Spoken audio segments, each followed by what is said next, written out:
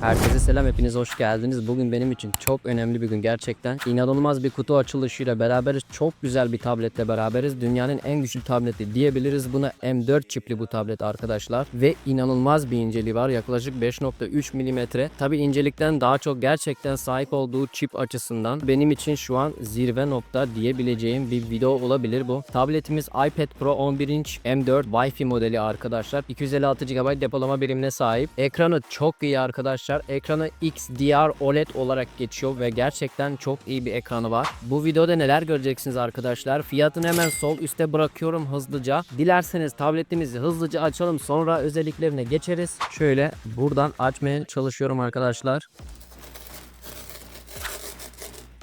Nice. Hemen şurayı da açalım beraber. Nice. Yavaşça aşağı doğru bırakıyorum. Güzel. Tabletimiz burada. Hemen şöyle çıkarıyorum kutusundan. İnanılmaz ince bu arada. Bu kadar ince olacağını beklemiyordum. Şöyle dilerseniz hemen kutumuzun içine bakalım. Sonra tabletimize geçelim. Burada uzatmadan bunu böyle kapatıp kenara bırakmak istiyorum. Tabi şarj adaptörleri çıkmıyor biliyorsunuz. Ama Type-C to Type-C kablosu var tabii ki. Ben normalde Apple cihaz kullandığım için benim sabit bir adaptörüm var. Size de tavsiyem orijinal Apple adaptörü almanız arkadaşlar. Böylelikle bütün cihazlarınızı kullanabilirsiniz. Benim adaptörüm 9. nesilden kalma bir adaptör. O da kutudan çıkmıştı. iPad A16'ma kullandım. Mini 7'me kullandım. Şu an iPad Pro'ma kullanacağım gibi düşünebilirsiniz arkadaşlar. Şimdi dilerseniz tabletimizin jelatinini de üzerinden kaldıralım. Nice. Arkadaşlar gümüş rengi var ve siyah rengi var. Gümüş rengi de güzel, onu da tercih edebilirsiniz. Kamera kısmı böyle. Şurada Type-C şarj girişimiz var arkadaşlar ve çift hoparlörlerimiz altta var, sağ ve sollu. Sonra üste doğru çevirdiğimizde ise açma kapama tuşu ve yine 2 tane hoparlörümüz var. Yani totalde 4 tane hoparlörümüz var. Bunlar stereo. Şurada ortasında bir mikrofonumuz var arkadaşlar. Şurada kameramız var. Kameranın yanında hemen bir mikrofon daha var. Çift mikrofon yani. Ve gerçekten inceliğiyle beni hayran bıraktı kendisine. Bu tabletimiz iki farklı ekran boyutuyla 11 inç ve 13 inç. 11 inç tabletimizde 446 gram, 13 inç tabletimizde 582 gramla ilk defa OLED ekran kullanıyorum bu arada. Gerçekten siyahlar tam siyah. Şu an fark et. Bariz böyle kendini belli ediyor beyaz karşısına. Ve Hello bizi karşıladı. Çok güzel. Şimdi arkadaşlar benimki 256 GB. Bunun 512'si de var. 1 TB'ı da var. 2 TB'ı da. Şöyle Türkiye'yi seçer. Bölgede Türkiye'yi seçiyorum ve ilerliyoruz hızlıca. Şarjım şu an %89 civarında. Muhtemelen yeni bir tablet olduğu için, yeni üretildiği için. Şimdi bu tabletin en önemli iki özelliğine gelelim. Bu ekran 120 Hz bir ekran ve M4 çipine sahip. Böyle Face ID istiyor bizden. Face ID'yi sonra ayarlayacağım. Hızlıca bir kurulumunu yapmak istiyorum ve özelliklerini konuşmaya devam edelim. Bu tablet arkadaşlar PUBG'de 120 FPS veriyor. Tabii diğer oyunlarda da muhakkak 120 FPS kesinlikle veriyordu. Şöyle iCloud hesabıma hızlıca giriş yaptım arkadaşlar. Şu an kurulumu devam ediyor ve kurulumumuz bitti. Evet, an itibariyle tabletimiz açıldı arkadaşlar. Gerçekten çok kaliteli bir ekranı var. Ekranımızdan biraz bahsetmek istiyorum arkadaşlar. 1600 nit maksimum HDR parlaklığı var. 1000 nit tam ekran parlaklığımız var. True Tone'umuz var. ProMotion yani 10 ile 120 Hz arası uyarlanabilir yenileme hızı var arkadaşlar. Bu PUBG'de bize 120 Hz yenileme hızını destekleyecek ve verecek. Ultra Retina XDR OLED paneline sahip. İlk defa OLED panelde oyun oynayacağım. Arkadaşlar cihazımız M4 çipini içeriyor. Bu M4 çipi M2 çipine kıyasla 4 kata kadar daha profesyonel render alma hızı ve 1,5 kata kadar daha fazla CPU performansı sunuyor. Yani M4 çipi bana göre dünyanın en güçlü çipi gerçekten. Şu an yeni çıkacak iPhone 17, iPhone 17 Pro Max'lerde olan A19 çipinden bile bu bize dediğim gibi PUBG'de 120 FPS sabit verecek. Daha önce hatırlarsanız 9. nesil tabletimizi aldığımızda yazılım güncellemesini kapatmıştım. Pil kısmına gelelim. Pil sağlığını gösteriyor bu arada tablet. Maksimum kapasite %100 diyor. Devir sayısı 0. Hakkında kısmında arkadaşlar yaklaşık 2028'e kadar garantim var. Ben normalde Apple tabletlerimi alırken arka planda uygulama yenileyi kapatıyorum. Bu arada size de bunu tavsiye ederim kesinlikle. Evet, arka planda uygulama yenileyi kapattığımıza göre şöyle dilerseniz kameramıza bakalım. Kameramız ön kamerada ve arka kamerada kaç FPS video çekiyor? HD veya Full HD mi?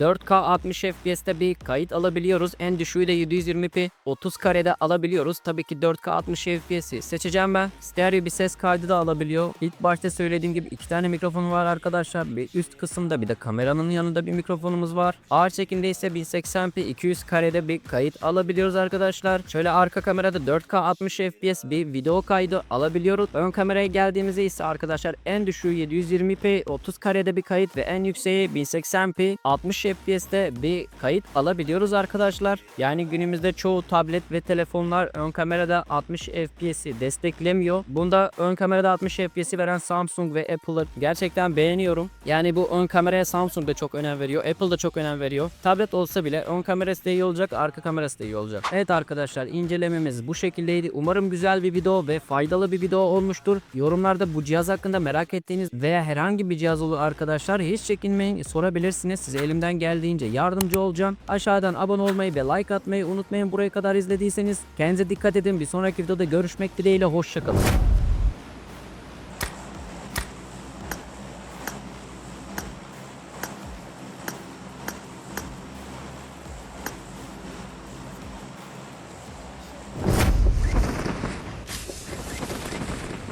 Gir oraya kanka. Arkanda bir sürü takım var. Şey yapma.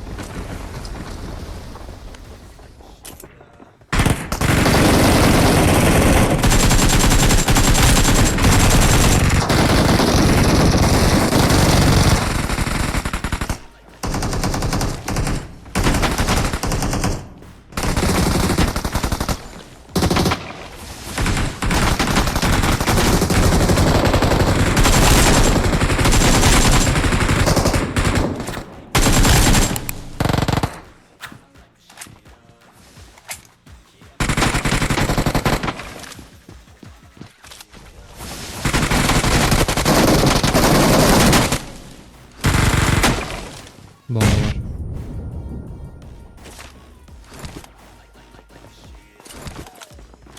Burada önümde 80 takım var.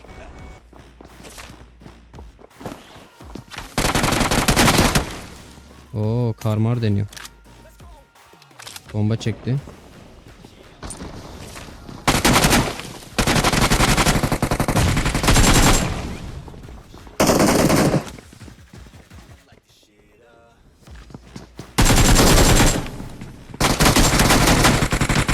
Süpersin.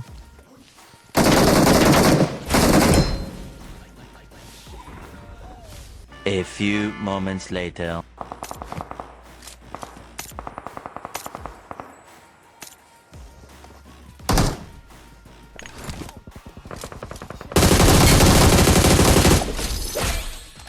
Abi bu Yılmaz sen, DP nasıl bir silah?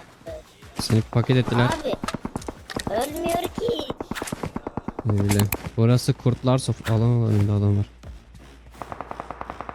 Beni çağrı imkanı var mı? Bakalım kısmet. Reis şüpheli. Burası Yanıyor abi. Bu iki takım var burada. 8 kişi.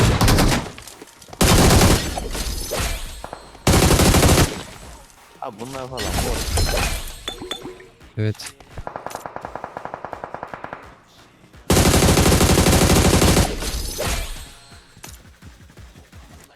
Ne var lan orada? Yalnız avuğum ölüm duyurusu mükemmel.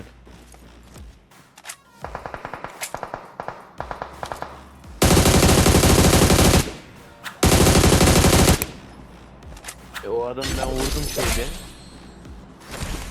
Korkanatta.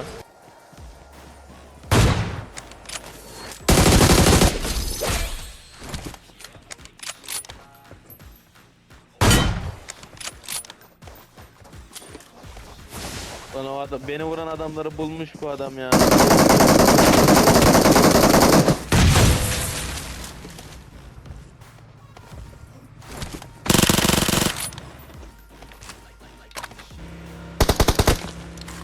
Tünele girmiştir bu ya.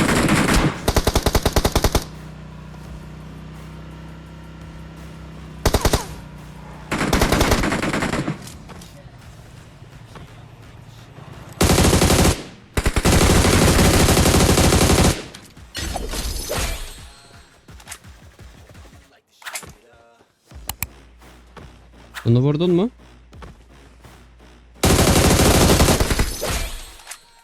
Onu da o çaldı. Kill yarışındayız ama. Önümüzdeki ne yapıyor? Bunlar kendi kaldırmaz.